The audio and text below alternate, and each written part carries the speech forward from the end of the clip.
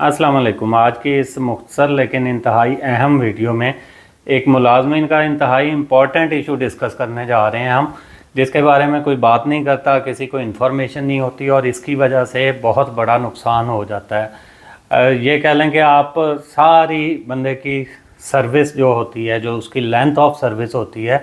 ज़्यादातर लोग सर्विस क्यों करते हैं, उसकी एक ही वजह होती है ताकि उनको बाद में पेंशन मिले और उनकी थोड़ी लाइफ सिक्योर हो जाए, उनकी लाइफ में कुछ सुकून आ जाए आफ्टर रिटायरमेंट। लेकिन उनकी इस एक गलती की वजह से उनकी वो पेंशन का ख्वाब भी अधूरा रह जाता है। उसके बाद उन्हें मुख्तलिफ कोर्ट्स के धक्के खाने पड़ते हैं, कई कई साल लग जाते हैं और इस तरह से उनको बग़ैर पेंशन के ही रिटायरमेंट की ज़िंदगी गुजारनी पड़ती है। और वो एक इंतहाई छोटी सी गलती है जो मैं अभी आपको आगे डिस्कस करने जा रहा हूँ, और लेकिन अहम इतनी है कि उसके बारे में अब फाइनेंस डिपार्टमेंट ने बाकायदा एक नोटिफिकेशन जारी किया और उसमें कुछ उसने इंस्ट्रक्शंस दी हैं जो कि इदारे हैं उनको भी, जो भी गवर्नमेंट डिपार्टमेंट्स हैं उन सब के लिए वो सर्कुलर है, और इसी तरह से मुलाजमीन को भी। अब ये नोटिफिकेशन आप सामने देख रहे हैं, इसकी सारी मैं डिटेल्स आपके साथ अभी शेयर कर देता हूँ इसी वीडियो में। और इसी मकसद के लिए ये वीडियो हम बना रहे हैं कि होता क्या है कि जब आपकी सर्विस 25 साल हो जाती है तो आप लोग रिटायरमेंट के लिए अप्लाई कर देते हैं और फौरी तौर पर आपकी रिटायरमेंट का नोटिफिकेशन हो जाता है। कुछ लोग LPR के लिए जब अप्लाई करते हैं तो वो भी इस चीज़ को कंसीडर किए बगैर, जिसको कि इस नोटिफिकेशन में पॉइंट आउट किया जा रहा है, उसके बगैर ही वो LPR के लिए अप्लाई कर देते हैं, ये सोचते हुए कि उनकी 25 साल सर्विस पूरी हो गई है, लेंथ ऑफ सर्विस पूरी हो गई है,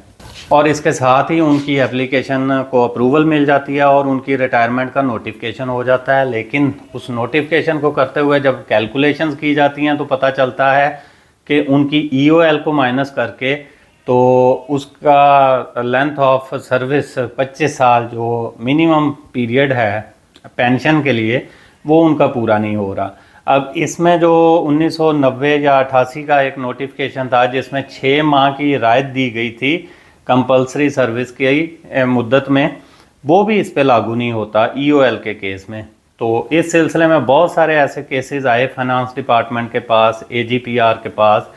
कि उनकी 25 साल सर्विस, उन्होंने ये समझा कि 25 साल पूरी हो गई है, उसके बाद LPR के लिए अप्लाई कर दिया और उनको LPR के लिए अप्रूवल भी मिल गया, नोटिफिकेशन भी हो गया उनका रिटायरमेंट का और LPR का, लेकिन उनकी लेंथ ऑफ सर्विस पूरी नहीं हुई थी।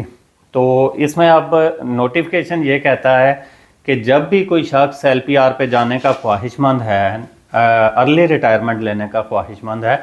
तो उसने कम अज़ कम अपनी जो डेट ऑफ LPR है या डेट ऑफ रिटायरमेंट है, जो भी उसकी ख्वाहिश है कि फ़लाँ डेट को मैं रिटायर होना चाहता हूँ, उससे कम अज़ कम 3 माह पहले उसने अपना अप्लाई करना है। अपनी जो कॉम्पिटेंट अथॉरिटी होगी, उसकी पोस्ट जो वैकेंट करेगा वो आफ्टर रिटायरमेंट, उसके ऊपर जो अथॉरिटी उस पोस्ट को फिल अप कर सकती है, उसको उसने इंटीमेट करना है और उसको उसने बाकायदा 3 महीने पहले इंटीमेट कर देना है कि मैं फ़लाँ डेट को रिटायरमेंट लेना चाहता हूँ, और साथ ही उसने अपनी एप्लीकेशन फिर मूव करनी है। उसके बाद उन्होंने कंसर्न डिपार्टमेंट्स को भी ये डायरेक्शन दी है